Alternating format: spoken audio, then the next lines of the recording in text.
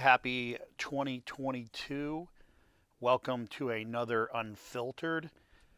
I just wanted to take a few minutes and talk about this particular topic about historical versus, historical, um, or, or, or non-historical versus historical.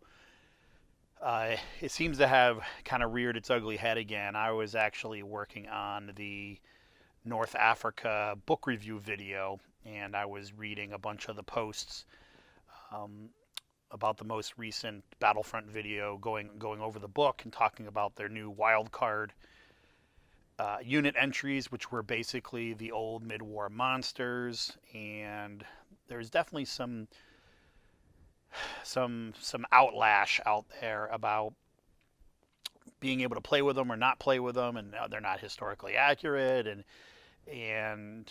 I just wanted to kind of touch upon it because it is a sensitive topic. And historical guys take their history and their playing history on a tabletop, just as serious as a Warhammer 40,000 fan would take their lore, about their particular Space Marine chapter or Orc clan or whatever the case may be. We all look at this as the gospel, right? I mean, same thing with even Lord of the Rings, for that matter. The books are the lore, right? And the movies came out, and as awesome as those movies were, there were still people that had issues with, well, why wasn't this in the movie? And this wasn't accurate towards the books. And we as fans love this stuff, right? And even though that's not history, but the people that love that stuff look at it like history. So getting back to the history conversation, to give you a little bit of background, I actually started in historical miniatures doing 15 millimeter, and then I found basically Games Workshop products when I was in college and kind of switched over to that, and then eventually switched back. But I spent 20 years in the industry working for Games Workshop, working for Battlefront Miniatures. So I have a good kind of balanced impression of historical, fantasy, science fiction, all that stuff. So I've really kind of seen it all from not only a customer, but also from an employer perspective. And one of the things that I have always kind of giggled about, particularly about when I was working at Battlefront, is this debate about historically accurate gameplay. And we're not playing simulations. If we were, they would be incredibly boring. We're playing a representation of whatever historical time period that you're playing out there.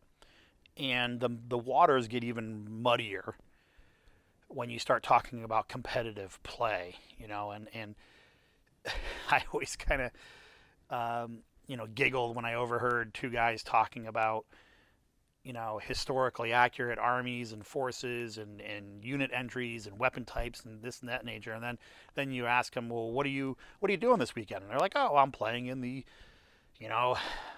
Field of Glory tournament. And my last round with my Roman Legion, I was fighting against samurai. And I always giggle because most of these matchups that you would have in competitive play would probably never have happened in history.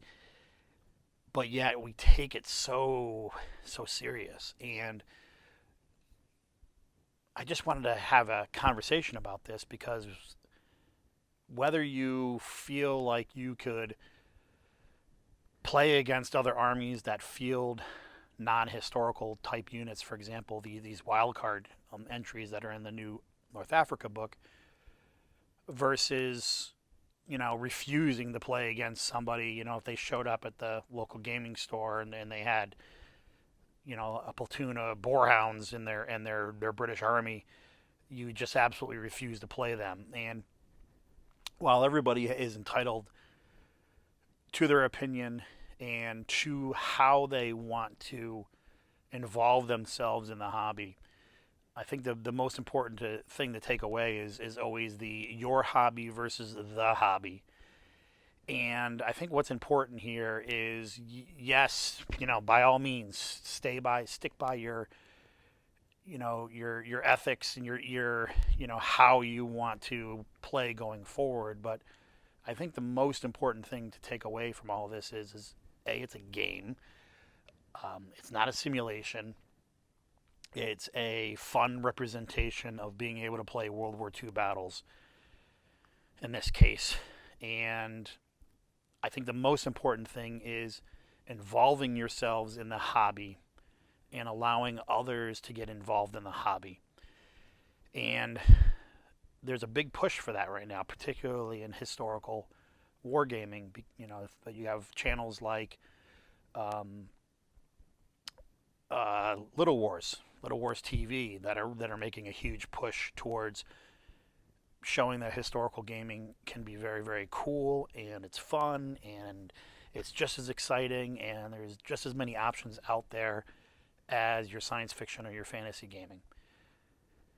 So I think take a step back when these things are released, because really all Battlefront is trying to do is make the gaming just a little bit cooler, a little bit more unique, give you more options.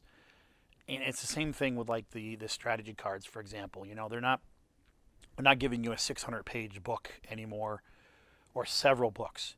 And the fact that the North Africa book, for example, is $35, which is amazing for a 264-page book with tons of army lists, and then the commander cards add in even more options. Engineer platoons, different tank companies, different reconnaissance companies, all by just using a simple card.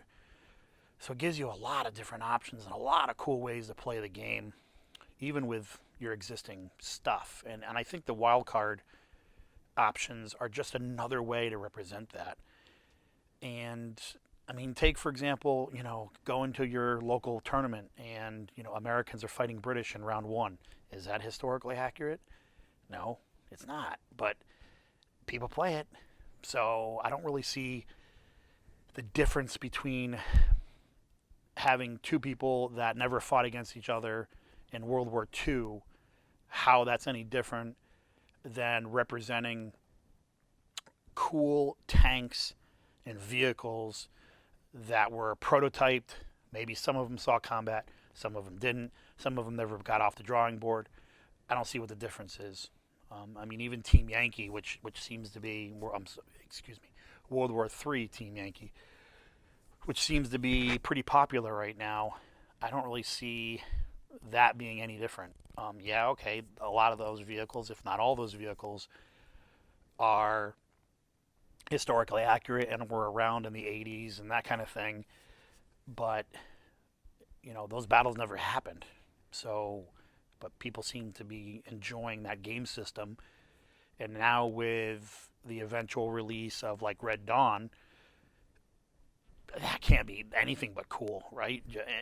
Offering up maybe some new vehicle types, infantry types, kind of being able to recreate battles on American soil, and think about all the possibilities that opens up with not only scenery ideas, but maybe some insurrection type rules, or people in civilian clothes and pickup trucks. I mean, it could be really cool ideas, which then could lead into another really cool idea of technical vehicles, right? And being able to maybe do games like Black Hawk Down in the version 4 kind of World War III Team Yankee format. So I think all this creativity opens up doors for even more creative things. So I think this wild card thing is a good thing for the hobby. And we as players need to kind of embrace that concept and let people enjoy it. And a couple things that were already brought up by some channels, and I watch All Miniatures Great and Small. He just did a review on all all the wild card entries, not the ones that can actually be fielded in a company, but the wild card entries. And he did great review. Check out the video. I'll put a link in the description. And it just opens up the door for conversation and ideas. And I don't think you're going to see a ton of people out there fielding these massive companies, because you have the price of plastic and the amazing quality that all these new plastics offer. And these wild cards are going to still be in that resin metal format, which is fine. And they're going to be probably a few dollars more, a tank.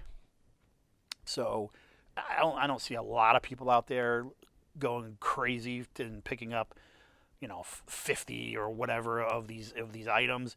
Not to mention the fact that you can have one wild card entry, right? So you're just not going to see a lot of them on the table, and Battlefront kind of deliberately set it up that way. So I think we just need to all sometimes take that deep breath, like I just did, and think about how it's going to overall impact the hobby, and maybe even embrace it. If there's a new player out there that wants to build, that British company or that American company, and using the mid-war monsters, those what is it, the T-14s or anything like that, why not? If it gets a new player into your community, and he's excited about painting them up and playing some games, give him a virtual COVID hug, and embrace them into the community, and build up your player base, so you can walk into that gaming store and look for a Flames of War game, and it's available to you. And I think that's the most important takeaway about the historical versus non-historical idea. And do I sometimes get my hairs raised when I see certain things? Absolutely. But I also want to look at the growth and the maturity of this hobby, and embrace people into it, rather than push people away because they showed up with a platoon of tanks that weren't historically accurate in the desert, and I refused to play him, even though he's got Germans and I got Germans, and I would have played him otherwise. But because he's got a wild card entry, I'm going to refuse to play him. And I think that's a little nearsighted. You can jump all over me in the comments if you want, but overall, I think hey, if that's what you want to do to enjoy your hobby, and you're a good guy to play against, I think that's even more important, is having an enjoyable game with a guy, rather than ostracize him because of his list. I would take a loss in a great game any day of the week over just a power games experience. And that's just me, and that's a completely different topic. But I think it's just important to kind of realize that the games that we play are not historically accurate. They probably never will be. We don't have a typhoid fever phase that we have to roll up to see how many infantry are laid up in the infirmary prior to our game, and make sure our troops are fed, and we don't have to worry about any of that stuff. We build an army list with points, we paint up some tanks, and we have a good time. And I think that's really what it's all about. So hopefully you enjoyed this video. Hopefully I didn't upset anybody. That wasn't my intent. My intent was just to kind of air out some thoughts that I had, going into this new year, and me really trying to get wrapped up back into the hobby, and get some games in. And overall, I was very, very excited to see North Africa kind of show back up, give us a little bit of break from all the late war goodiness. We'll get back into that when the German Bulge book comes out, but for now, I'm super laser focused on painting up a new desert German force, and working on some British, and I'm loving it. And will I end up getting some wild cards? Perhaps. But right now my focus is putting all those plastic tanks together that I've owned, picking up a few new ones, adding in some support choices here or there, and getting some stuff on the table. Hope you enjoyed. Stay tuned for another Unscripted, and also stay tuned for my review of the North Africa book coming up very soon. Thanks, guys. Keep a watchful eye on the hobby, and we'll see you soon.